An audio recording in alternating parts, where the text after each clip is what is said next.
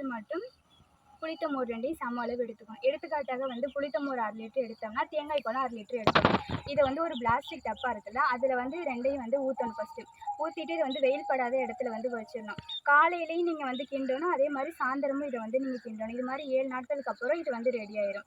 இதை வந்து அதுக்கப்புறம் நம்ம வந்து பயிர்களுக்கு தெளித்தோம்னா என்ன ஆகும்னா, இதில் உள்ள தேங்காய் பால் மற்றும் இந்த புளித்த மோரில் உள்ள நன்மை செய்யும் பாக்டீரியால் வந்து இந்த மண் வளத்தை வந்து அதிகப்படுத்தும். இதனால நம்மளுக்கு வந்து மகசூலும் அதிகமாக கிடைக்கும். நம்ம தேன்மோர் கரைசல் வந்து எதுக்காக நம்ம பயன்படுத்துகிறோம்னா, இந்த பயிர்களில் வந்து பூக்கள் வந்து பூக்காதுல்ல, அதுக்காண்டி பூக்களை வந்து ஊக்குவிக்கிறதுக்காண்டி இதை வந்து நம்ம வந்து யூஸ் பண்ணுவோம்.